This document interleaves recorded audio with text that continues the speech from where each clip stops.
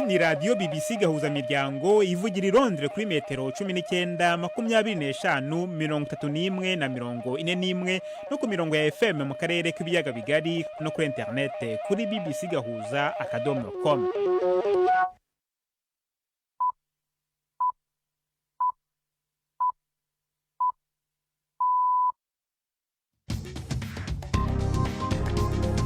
Ubu ni saa 10 n'igice ku isaha mpuzamahanga ya GMT, ni saa 12 n'igice ku isaha yo mu Rwanda no mu Burundi. Muri studio muri kumwe na Jacques Niyitegeka. Izi ni ingingo z'ingenzi zigize aya makuru. Urusaku rw'ibisasu biremereye rukomeje kumvikana mu duce tw'umujyi wa Goma muri Repubulika ya Demokarasi ya Kongo, mu gihe inyeshyamba zo mu mutwe wa M23 zemeza ko zamaze kuwigarurira. Aho ni mu gihe ishami rya ONU rishinzwe impunzi ku isi HCR rivuga ko ritewe impungenge nyinshi n'ikara ry'imirwano ririmo kugira ingaruka ku baturage b'abasivile. Tubafitiye n'ikiganiro cy'urubuga rw'imikino muri mwese. Ikaze muri amakuru turi ku itariki ya 27 z'ukwezi kwa mbere.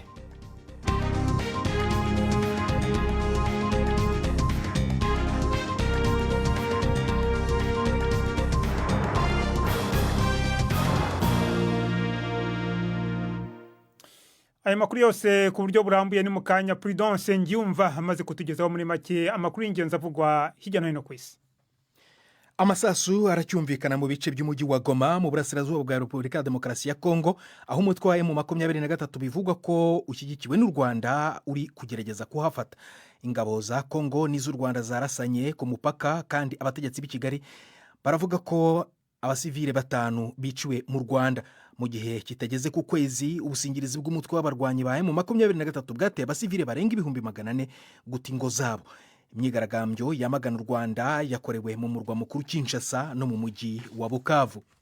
Mu gihe umutwe w'inyeshyamba 23 rero wafashe igice kinini cy'umujyi wa Goma, hari n'abatorotse gereza babarirwa mu bihumbi iratwikwa. Mu mpera z'icyumweru twaraye dusoje, umunyamabanga wa Loni yasabye u Rwanda gukura ingabo zarwo mu burasirazuba bwa Kongo no guhagarika gufasha M23. Inkuru ya Will Ross ku mpamvu imirwano yihuse cyane muri mva mw'ijwi rya Siriake Muhawe nayo. Muri ku kwezi kwa mbere kose M23 yagiye yigarurira uturere mu buryo bwihuse. Nkeka yikize agahumbezi ahisi yari isamajwe na politike ya Amerika hamwe n'intambara zirangwa mu burasirazuba bwo hagati. Akanama kaoni kajejwe umutekano ku isi kagiye kwikangura uwo muhari ufashwe mu mugongo n'u Rwanda uri kuradodora ku gisagara ca Goma. Leta ya Perezida Paul Kagame ivuga ko intambara ari yo gukingira u Rwanda abagwanyi b'abahutu bafise ibirindiro mu buseruko bwa Kongo. Ariko leta ya Demokarasi ya Kongo ibifata nk'ivyitwazo, ikagiza u Rwanda kugerageza kwigarurira ubuseruko bw'ico gihugu kugira ruhimbe amabuye y'agaciro. Ikigiye gukurikira kizova hanini ko u Rwanda rushobora guterwa ubwoba ko rushobora gufatirwa ibihano. Abategetsi b'ibihugu by'Uburayi basanze abarokotse jenoside yakorewe abayahudi izwi nka Holocaust ku rwibutso ruri ahahoze inkambi y'abanazi yicirwagamo ahitwa Auschwitz Birkenau muri Polonye mu kwibuka isabukuru y'imyaka 80 iyi nkambi bohowe. Abarokotse 4 barimo 2 bari mu myaka irenga za 90 bari buvuga ijambo. Mbere indabo zashyizwe ku rwibutso na buji ziracanwa nka kimwe mu bigize urwibutso, aho abantu ibihumbi bishwe barashwe n'abasirikare b'Ubudage. Abantu barenga miliyoni biganjemo abayahudi biciwe i Auschwitz. Perezida wa Polonye Andrzej Duda yavuze ko hakenewe kwibuka ubu bwicanyi ndengakamere kugira ngo aya marorerwa atazongera gusubirwamo. Guverinoma ya Isiraheli yemeje ko abantu 8 mu bafashwe bunyago bagomba kurekurwa n'umutwe wa Hamas bapfuye. Umuvugizi wa guverinoma yatangaje ko abantu 25 mu bagomba kurekurwa hakurikijwe amasezerano y'agahenge bakiri bazima.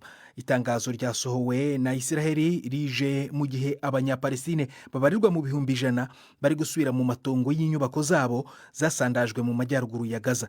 Uyu ni umwe mu basobanuriye BBC ishami ry'icyarabu umunezero yatewe no gusubira iwabo. Ibi ni ibyishimo ntashobora gusobanura, ni intsinzi ivuye ku Mana. Isi yose yari izi ko twashize, ariko kubw'ubuntu bw'Imana abanyapalestine berekanye ko bakomeye cyane. Gaza yose ni iyacu, ariko mu majyaruguru ya Gaza ni ibindi biratandukanye. Sinshobora kubona amagambo yo kuvuga ukuntu numva meze. abandi bagera ku 500,000 bitezwe ko bari bukurikire mu minsi iri imbere nyuma y'uko Hamas yemeye gufungura izindi mbohe 3 z'abanyayisiraheli. Aya makuru ya BBC. Ubuhinde buravuga ko bwemeranyije n'Ubushinwa gusubukura indege zijya muri ibi bihugu nyuma y'imyaka 5 zihagaritswe. Minisiteri y'ububanyi n'amahanga y'Ubuhinde yavuze ko ingendo z'indege hagati y'ibihugu bituwe kurusha ibindi ku isi zizatangira mu iki ry'uyu mwaka. Yavuze ko aya masezerano yakorewe i Beijing mu nama yahuje abadiplomate b'Ubuhinde n'Ubushinwa ku rwego rwo hejuru. Ibiganiro byari bigamije kandi kunoza umubano wari warazambye mu gihe cya coronavirus n'ubushyamirane bwa politiki bwakurikiyeho. Igisirikare cya Nigeria kiravuga ko abasirikare 22 biciwe mu mirwano n'imitwe y'inyeshyamba mu majyaruguru y'uburengerazuba bw'igihugu. Umuvugizi w'ingabo yavuze ko abarwanyi bakoresheje ibitero by'ubwiyahuzi mu bisasu bya bombe banarekura ibindi bintu biturika mu buryo butunguranye mu gihe cy'imirwano muri leta ya Borno. Yatangaje kandi ko igisirikare kishe abarwanyi barenga 70. Umutwe wa Kisilamu wa Boko Haram n'ishami ry'uyu mutwe mu burengerazuba bwa Afurika bari kwibasira inzego z'umutekano n'abasivile mu bitero byishe abantu babarirwa mu bihumbi. Jacques, urakoze Prudence Ngiyumva.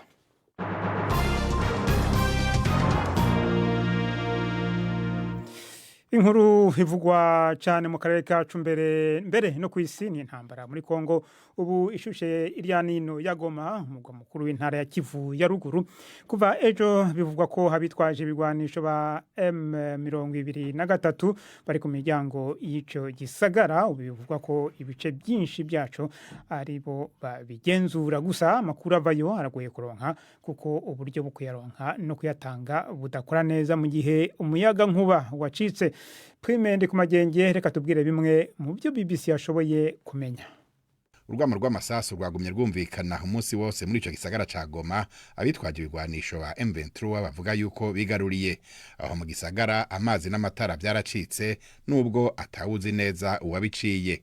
Umwe mu bakozi bo mu mashirahamwe y'abagira neza yabwiye BBC yuko mu biro vyabo i Goma hasigaye abantu 3 gusa kuri 12 bahora bahakora, abandi bakaba barahungishirijwe mu gihugu kibanyi cy'u Rwanda. Ati ngotewe ngaha nta nshobora kuja naho nari kuba ndavyifuza. Uwundi ari muri ico gisagara avuga yuko we nabo bakorana badashobora kuvugana n'imiryango yabo kuko umuyaga nkuba wacitse, amatelefone akaba yahezemwo umuriro. Uwundi ba muri ico gisagara ca Goma yabwiye BBC yuko yugaraniye mu nzu kuva kuwa Mungu ku mugoroba. Ati kandi ico twumva conyene n'amasasu agoma turika irya nino mu gisagara. Ati ntituzi ko M23 yafashe igisagara cose, ariko abagwanyi bayo barabonetse bariko baragendagenda mu bice bimwe bimwe by'ico gisagara. Hagati aho bivugwa yuko abanyororo ibihumbi n'ibihumbi basohotse ibohero aho muri Goma. Amasanamu yashizwe ahabona na Radio Okapi ishigikiwe na ONU akaba yerekanye umurongo w'abantu bariko barasohoka iryo bohero n'umwotsi mwinshi uri kurafumba uva mu nyubakwa y'iryo bohero. Ibintu biruko mu gihe leta ya Kongo igumira ko ata santimetero nimwe y'igihugu ishobora kuyijana. Umushikiranganje hajejwe amakuru akaba n'umuvugizi wa leta ya Kongo Patrick Muyaya yatangaje ubutumwa ku rubuga X rwahora ari Twitter avuga yuko igisagara ca Goma kirimwo abo yise ingabo z'u Rwanda. Patrick Muyaya yavuze yuko leta ibandanye gukora mu kwirinda ko haba ubwicanyi no gupfa kw'abantu benshi. Avuga ko leta igira inama abanyagihugu ba Goma zirimo kuguma mu rugo no kwirinda ibikorwa by'ubusahuzi. Mu gihe rero urusaku rw'ibisasu rukomeje kumvikana mu duce tw'umujyi wa Goma muri Repubulika ya Demokarasi ya Kongo ku mupaka mukuru wa La Corniche hagati y'ibihugu byombi, hagati y'u Rwanda na Kongo, hagaragaye imirongo itari miremire y'abantu bambuka bahungira mu Rwanda, ndetse bamwe bakaba bakomeje berekeza mu mujyi wa Kigali. Bamwe mu bakozi ba ONU ndetse n'abandi mpuzamahanga batwawe na bisi nyinshi zibajyanye mu mujyi wa Kigali, aho bamwe bashobora guhagurukira berekeza mu bihugu byabo. Hagati aho leta y'u Rwanda yasohoye itangazo rinenga cyane ibihugu bikomeye, ivuga ko byirengagiza ukuri ahubwo bigahitamo gushyigikira leta ya Kongo itifuza ngo kurangiza ibibazo mu nzira y'amahoro. Navuganye n'umunyamakuru wacu Jean Claude Mwambutsa uri mu mujyi wa Rubavu, mbanza kumubaza uko ibintu byifashe. Jacques, ibintu uko byifashe ni bisasu biremereye bicyumvikana biromborana birumvikana ku ruhande rwo hakurya mu mujyi wa Goma, ariko nanone kubera ko imijyi yegeranye cyane hari bigira ngo kikuguye iruhande, ariko biremezwa ko ibyinshi biri mu mujyi wa Goma ariho biri kugwa. Urebye cyo bakirasa nk'aho gihari mu bantu, ariko rero mu mujyi wa Rubavu ubuzima burakomeza. Waba washoboye kugera ku mupaka u Rwanda rusangiye na Kongo, ninde ugenzura ku mpande zombi? Nibyo, nahageze mu masaha ya 3:00 za mu gitondo. Ubwo nahageraga ntabwo nashoboye kugera neza kuri cya giti cy'umupaka, kuko abapolisi bari bahagaze nko muri metero wabara nk'ijana bakabuza umuntu kuhegera, ariko byo nabashaga kubona ibiba hafi aho ngaho, nabashaga kubona abantu bava muri Kongo baza, ariko ntabwo nageze neza kuri wa mupaka nyirizina ibihugu byombi bisangiye. Naho kuvuga kuwuyobora ku bantu bacunga imipaka yombi, ku ruhande rw'u Rwanda birumvikana n'Abanyarwanda, ariko ku ruhande rwa Kongo biragoye kumenya ngo ninde uwufite. Babaga muri Kongo bakavuga bati umupaka Kongo urasa nk'urangaye, nta bantu bahari uretse ngo abasirikari ba FARDC bagendaga bagaragara bake, ariko abashinzwe umupaka bo ngo bari bawutaye bagiye. Ariko ayo makuru mvuga naya mu masaha y'amasaha 5 ya mu gitondo. Hanyuma haravugwa abantu bambuka bahungira mu Rwanda. Abahunga ni bande? Ese hari abo washoboye kubona? Nibyo nababonye, nagiye mbona amatsinda mato y'abantu binjiraga bakurura ibikapu, bamwe bahetse abana bigaragara ko ari imiryango, ariko nababonaga ni abantu basa nk'abifite, kuko bagiraga ku mupaka bagahita bagodesha imodoka zabavanaga ku mupaka zibajyana bamwe mu mujyi wa Rubavu, ariko hari n'abandi byaboneka ko bakomeza bakajya mu mujyi wa Kigali. Hanyuma muri rusange muri uwo mujyi wa Rubavu umwuka umeze gute? Muri rusange urebye umwuka n'usanzwe, ariko harimo akantu gasa n'ubwoba, kubera ko urebye ubuzima bw'abantu ba Rubavu uko bumenyerewe n'abantu bahora mu byishimo, n'abantu bahora ku mucanga, ndavuga nyine ababishoboye, ariko uyu munsi wabonaga bake, ariko ibikorwa by'ubucuruzi birakomeza. Gusa icyoba cyo kirahari cyane mu baturage basanzwe. Hari nk'aba baturage twahuriye mu murenge wa Rugerero uri hafi cyane y'umujyi wa Rubavu, bagaragaza ubwoba mu majwi yabo.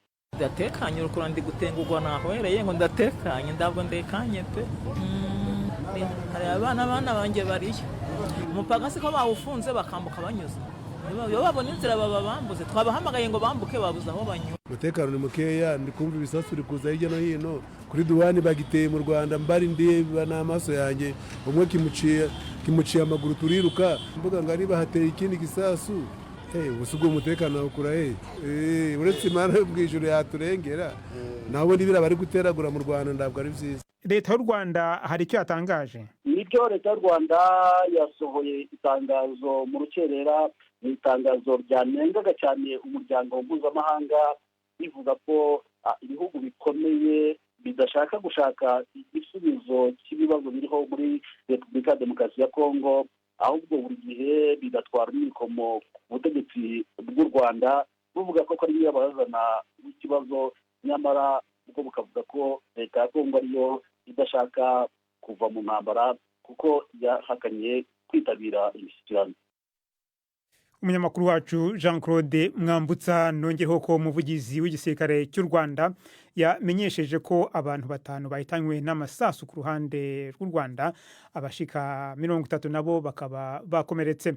Abasirikare ba Kongo nabo bihebuye cyangwa se bashyize intwaro hasi, bahungiye mu Rwanda ngo bagera ku 120. Twagiye kandi no mu ishami rya ONU rishinzwe impunzi ku isi HCR kugira ngo tumenye uko ikibazo cy'abahunga cyifashe muri kino gihe kivugwa imirwano mu mujyi wa Goma, kandi hakaba hari n'amakuru avuga ko bamwe mu bari basanzwe baravanye mu byabo n'intambara bari muri zimwe mu nkambi zabagenewe bazivuyemo kubera imirwano maze bakwira imishwaro. Kare navuganye n'umuvugizi wa HCR Geneve Eugene Bion, ntangira mubaza uko ibintu byifashe. ibintu byarushije kuba bibi kubateshejwe izabo imbere no mu micungararo ya Goma. Ubu ho dufise n'amakuru ko hari n'ibibone vyaguye mu makambi y'abateshejwe izabo, ibintu bidashobora kwihanganirwa hisunzwe amategeko mpuzamakungu akingira abantu mu bihe vy'intambara. Kandi vyongereza uguhahamura abo bantu bamaze guteshwa izabo, kenshi bagiye bava hano baja hirya muri iyi myaka myinshi y'intambara yarushijeho gukara kuva mu mpera z'umwaka uheze. Twarumvise ko abo bari mu bibanza by'abateshejwe izabo bongeye guhunga atana kimwe batwaye co bafasha gusubira mu kubaka ubuzima bwabo. Izo nkambi z'abavuye mu byabo ubu ngubu ziri mu busa. We are hearing the report from the ground that amakuru ava ku rubuga atubwira ko aba bantu bahunze, ariko ibintu bihinduka vuba na vuba imbere no mu micungararo ya Goma. Tuguma tuvugana na bagenzi bacu bakorerayo, ariko ibintu bihindagurika vuba cyane ku buryo bigoye kuvuga uko vyifashe imbere, cyane cyane imbere muri Goma. Especially inside of Goma. Ufite amazina y'izo nkambi z'abavuye mu byabo abantu bari bazirimo bongeye guhunga?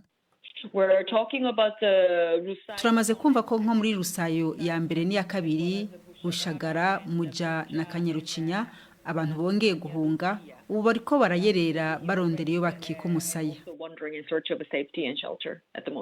Biravuga kandi ko hari n'abantu barimo guhungira mu Rwanda. Turabona abajabuka urubibe ariko nta bantu benshi turabona. Ubu rero impungenge HCR yavuga mu cyumweru gishize ko itewe n'ikibazo cy'abahunga imirwano zarushijeho kwiyongera. We are extremely concerned, and then our concern continues because of escalation of violence day by day. Turahagaritswe umutima n'ibiriko biraba, na cyane cyane kuba intureka ziguma zirushiriza gukomera buri munsi. Ahantu duharura abantu barenga miliyoni 6,700,000 z'abateshejwe izabo muri Kongo, abarenga miliyoni 6 bakaba bari mu Kivu y'epfo n'iya ruguru. Turahagaritswe umutima rero n'umutekano w'abasivile hamwe no gushikana imfashanyo ku bazikeneye, kuko amabarabara menshi ntahita. Abatanga imfashanyo barashaka kandi bariteguye gufasha imiryango iri mu kaga kubera iyi ntambara, ariko ntibagira aho baca. Turongeye gusubira gusaba ko umutekano w'abanyagihugu basanzwe n'itangwa ry'imfashanyo vyubahirizwa. As well as a safe passage for the humanitarian has to be guaranteed. Eugene Bune, umuvugizi wa HCR, radio mwumva ni BBC Gahuza Miryango, muradukurikira kandi kuri Kisoro FM mu majyepfo ya Uganda.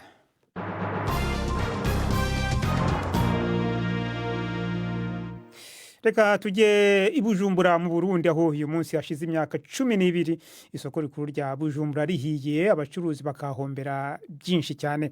Iri soko ryafatwaga nk'umutima w'umujyi mu bijyanye n'ubukungu, ryarifite kandi umwanya ukomeye mu bukungu bw'igihugu muri rusange, kuko ryinjizaga amafaranga angana na 20% mu kigega cya leta, kandi muri rusange niryo andi masoko yo mu gihugu yaranguriragamo. Twashatse kumenya aho imirimo yo kubaka isoko rishya igeze, maze kuvugana na Fabrice Manirakiza wagiranye amasezerano na leta yo kubaka no gukusanya amafaranga yo kuryubaka, yo kubaka iryo soko. Ubu ibikorwa aho bigeze, twarasambuye ibijya byari byarishwe n'inkonga y'umuriro, hanyuma turegeranya ivyuma byitwa ko ari umutungo wa leta. Urumva abo muri leta bariko baraza babitora bike bike, turategura aho kubaka faze ya mbere, kuko nkuko mwagiye murabibona ku bicapo ni project izokora mu mafaze agera ku ndwi. Aho tuzogira rero igikorwa cya faze ya mbere hari play, bisigurika ati leta yari imaze kuduha kontra ya mbere, yari yukugira twereke leta ko tubishoboye kandi dushoboye kwegeranya amafaranga yo kubyubaka. None yaramaze kubyemera, nico gituma mwabonye twaciye dutangura ibikorwa.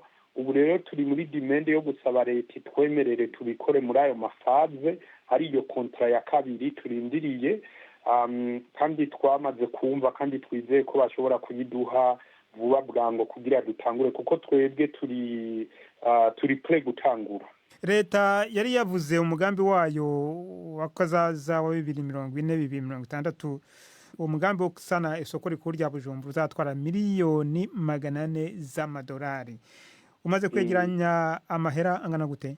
ibyo twumvikanye na leta twumvikanye novuga ati ubukoranire mu buryo bita PPP, public private partnership, bisigurika ati niyo leta yavuze ubwo buryo cyangwa niyo yobuvuga ntibisigurika ko twebwe ko ubaka netting group leta yateruye ayo mafaranga ati toragenda mu nkorera iki gikorwa. Ibyo novuga ati nashikirije imbere y'umukuru w'igihugu, nasabye ati nimuduhe ahubwo uruhusha dushobore kuyegeraniriza amafaranga hanyuma tuce tukora icyo gikorwa, muke muduha imyaka kanaka, urumva ko turiko turasaba imyaka 50 dushobore kuinvestisa ayo mahera yo kubyubaka hanyuma dushobore gukuramo inyungu hanyuma dusubize leta. Bisigurika iyo myaka 50 niyo kuryubaka niyo kugira gute? Oya, kubyubaka byose twebwe mu byigwa byacu niyo tutarabiheza, biratwereka ko tuzobyubaka hagati y'imyaka 5 n'imyaka 8. Bisigurika ati iyo myaka 50 ni exploitation, ni imyaka yo gukuramwa amafaranga uba warashizemo nk'umu investisseur n'inyungu irimwo. Waruvuze iti miliyoni 400 z'amadolari leta yari yavuze ahari ishobora kuba ari nyinshi, twe twasabye ko twakwiyegeranyiriza amafaranga tubona azagenda kuri iryo soko. Mwasanze ari nkangahe? Yego, twaragize ibiharuro turagira ibyigwa niyo tutarabiheza dusanga dushobora kubyubaka byose ku miliyoni 100 z'amadolari y'amafaranga y'amanyamerika. Mu marundi ni around imiliyaridi 500 z'amafaranga y'amarundi. None mumaze kwegeranya angana gute rero? Kampanye yo kwegeranya amafaranga ya mbere turamaze kwegeranya amafaranga arenga imiliyaridi 5 z'amafaranga y'amarundi n'amafaranga ari hafi y'500 by'amafaranga y'amadolari y'amanyamerika. Ibyo bikaba byarahejeje kutwereka ko dutanguye bivanye na kitire ya investment yo ngaha mu Burundi, dutanguye ibikorwa bikaboneka, ayo mafaranga kuboneka n'umwanya mutoyi cyane. Fabrice Manirakiza, tugeze ku isaha ya 12:52 ku masaha yo mu Rwanda no mu Burundi.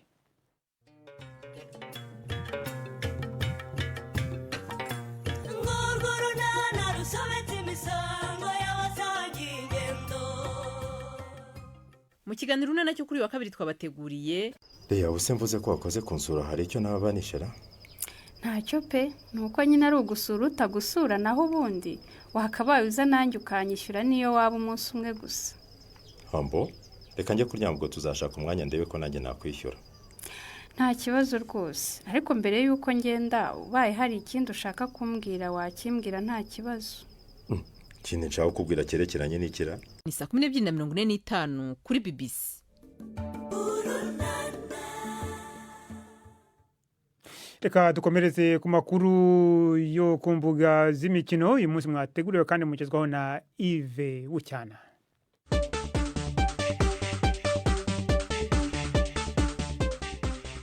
Mwireho neza mwese abateze amatwi BBC. Amakuru y'imikino nyahere mu Bwongereza, shampiyona ya English Premier League mu mpera z'icyumweru yarakinwe. Ikipe ya Tottenham yakubiswe bwa kane yikurikiranyije, Chelsea nayo ihondagurwa na Manchester City. Byinshi ku mikino yakinwe mu mpera z'icyumweru tubibwirwe na Prudence Ngyumva. Mpereye ku mukino utarushamaje kujisho mu gihe kinini cy'iminota 90, Manchester United yarayitsinze Fulham ku gitego rukumbi cy'ishaba nyuma y'ishoti ya myugariro Lisandro Martinez yakoze ku mukinnyi wa Fulham ikamanukira mu rushundura rwa Ben Leno ku munota 78 mu gihe byasaga nkaho amakipe yananiwe kwisobanura. Ariko rero Toby Collier yatabaye bagenzi be ku murongo w'izamu akuramo igitego cyari cyabazwe. Umutoza wa Fulham Marco Silva wizeraga kugombara gatahana inota. Aston Villa yananiwe kurinda igitego yari yatsinze ku munota wa 8 gusa w'igice cya mbere, bituma Emerson Alvarez agomborera ikipe ye ihimbwa inyundo Hammers 1-1. Tottenham yatunguriwe iwayo itsindwa 2-1 na Leicester iri kurwana no kutamanuka mu cyiciro cya kabiri.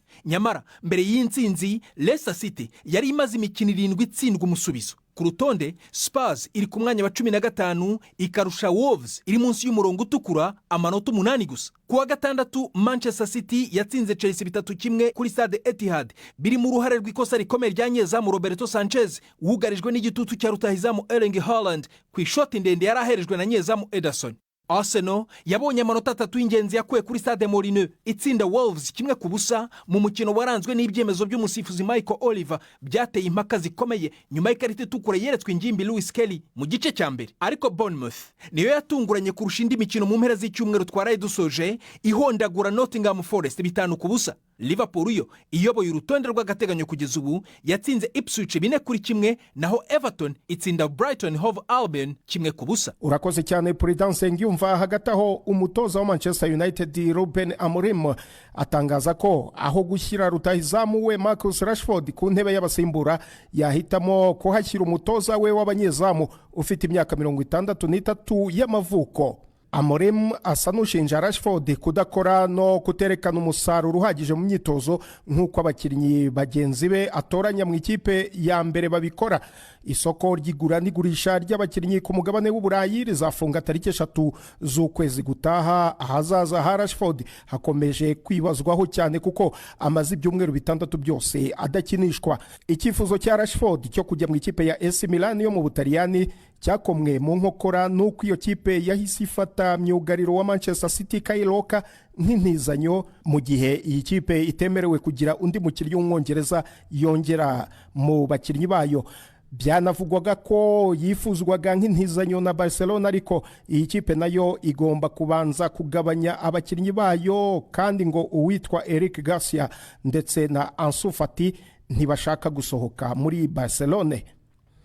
Ngume muri Espagne, Barcelona yaraye inyagiye ikipe ya FC Valence ibitego 7-1 mu mukino wa shampiyona y'icyo gihugu. Iyo nsinzi ariko ntacyo yahungabanyijeho ikipe ya Real Madrid, kuko yo kuwa gatandatu yatsinze Valladolid ibitego 3-0 byose byatsinzwe na Kylian Mbappe, ikaba ibaye hat-trick ye ya mbere, no kuvuga ibitego 3 mu mukino umwe mu ikipe ya Real Madrid n'ibitego bye 15. Real ikaba ikiri ya mbere n'amanota 49. Nsoreze muri tennis mbabwira ko Umutaliyano uyoboye isi mu mukino wa tennis ya Nexina ari we wegukanye irushanwa rya Australia Open, ari ryo rya mbere ribanziriza yanda akomeye cyane ku isi. Sina yatsinze Alexander Zverev 7-3 z'amanota 6-3, 7-4 na 6-3. Ayo niyo y'imikino nabahitiyemo uyu munsi. Gendi Yves Bucyana. Imikino ya mu mihingo yose. Urakoze Yves Bucyana kuri ayo makuru y'imikino ndetse na Prudence Ngyumva mwatugezagaho. Prudence Ngyumva we yagarutse hano muri studio, reka tukizeho muri make hamwe mu makuru ari ku isonga muri BBC muri kano kanya. Amasasu aracyumvikana mu bice by'umujyi wa Goma mu burasirazuba bwa Repubulika ya Demokarasi ya Kongo, aho umutwe wa M23 bivugwa ko ushyigikiwe n'u Rwanda uri kugerageza gufata. Ingabo za Kongo n'iz'u Rwanda zikaba zarasanye ku mupaka, kandi abategetsi i Kigali bakaba bavuga ko abasivili 5 biciwe ku butaka bw'u Rwanda. Mu gihe kitageze ku kwezi, ubusingirizi bw'umutwe w'abarwanyi ba M23 bwateye abasivili barenga 400 guta ingo zabo. Hagati aho ngaho hakaba habaye imyigaragambyo yamagana u Rwanda yakorewe mu murwa mukuru Kinshasa no mu mujyi wa Bukavu. Abategetsi b'ibihugu by'i Burayi basanze abarokotse jenoside yakorewe abayahudi izwi nka Holocaust ku rwibutso ruri ahahoze inkambi y'abanazi yicirwagamo ahitwa Auschwitz Birkenau muri Polonye mu kwibuka isabukuru y'imyaka 80 iyi nkambi bohowe. Abarokotse 4, 2 muri bo bari mu myaka irenga za 90, bari buvuge ijambo. Mbere yaho indabo zashyizwe ku rwibutso na buji ziracanwa nka kimwe mu bigize urwibutso, aho abantu ibihumbi bishwe barashwe n'abasirikare b'Ubudage. Naho guverinoma ya Israel ikaba yemeje ko abantu 8 mu bafashwe bunyago bagomba kurekurwa n'umutwe wa Hamas bapfuye. Umuvugizi wa guverinoma ya Israel yatangaje ko abantu 25 mu bagomba kurekurwa hakurikijwe amasezerano y'agahenge bo bakiri bazima. Itangazo rero rikaba ryasohowe na Israel, rikaba rije mu gihe abanyapalestine babarirwa mu bihumbi 100 bari gusubira mu matongo y'inyubako zabo zasandajwe mu majyaruguru ya Gaza. Jacques. Urakoze Prudence Ngyumva. Ni nawe rero ushoje amakuru yacu yo kuri wa mbere itariki ya 27 z'ukwezi kwa mbere 2025. Amakuru yacu arakomeje ni ku rubuga rwacu rwa internet bbc.gahuza.com. Mwakoze kwitamo BBC Gahuza Miryango.